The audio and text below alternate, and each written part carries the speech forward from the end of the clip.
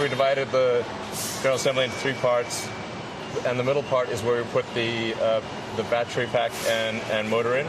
And so we call that marriage. Elon, what's the hardest part? Pre-marriage, marriage, post-marriage?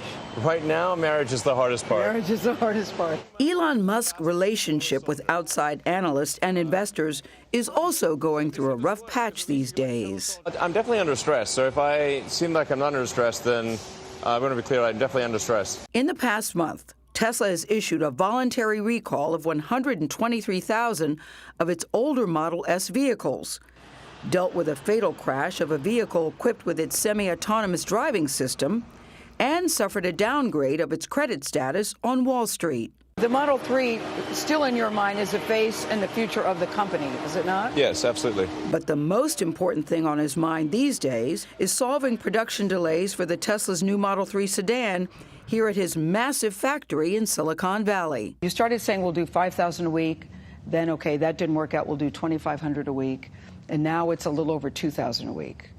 Does that trouble you? Yeah, no, that's true. I need to figure out how to be better, and then we can be better at meeting goals. Tesla's future is tied to this car. When Musk introduced it last summer, the Model 3 was billed as the company's first mid-priced, mass-produced electric car, accessible to middle-class customers, not just the super wealthy. You said to your team, everybody get ready to meet the demand. We're going to be in production hell. Yes. But you didn't expect this kind of production hell, or did you?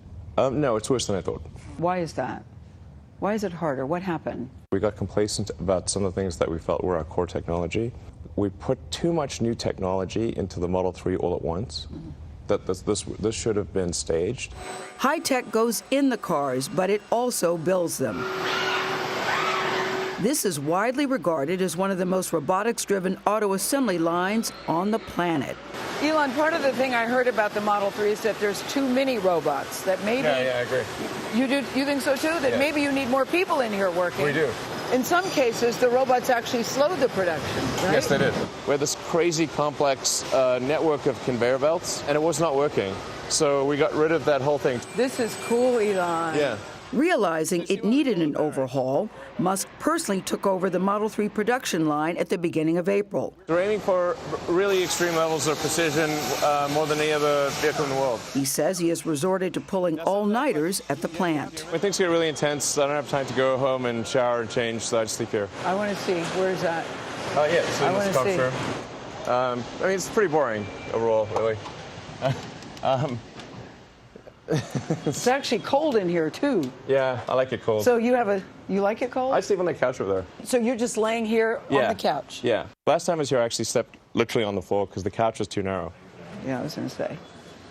And Elon, I have to say, it's not even a comfortable couch either. No, it's terrible. This is not a good couch. What does the number say for the last 7 days? What is the number? 2,071. You're pleased with that? Yeah. For the time being? Yeah. Musk feels like all the overtime is paying off. And now he says the Model 3 line is back on track. And we're able to unlock some of the critical things that were holding us back from reaching 2,000 cars a week.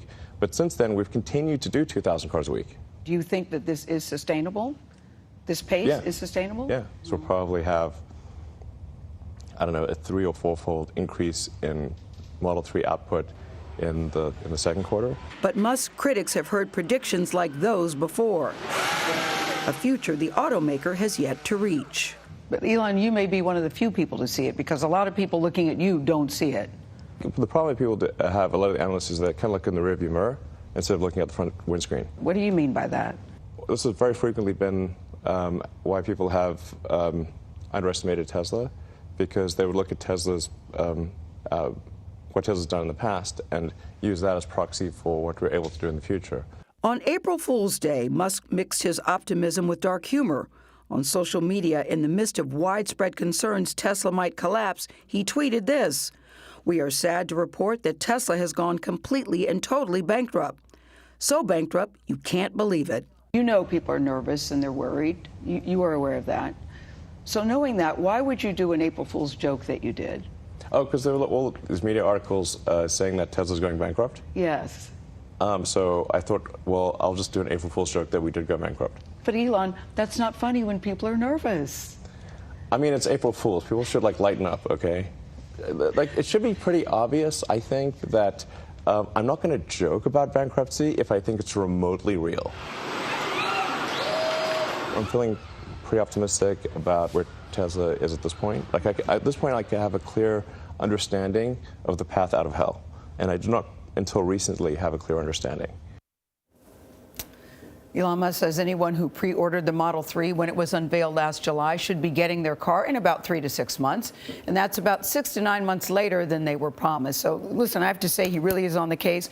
When you hear about him sleeping at the factory, you go, yeah, sure, right. But I asked employees when he wasn't around, he actually does sleep in that room. And I said, but why are you doing this? It's not like you're out there, you know, painting a car or running a machine.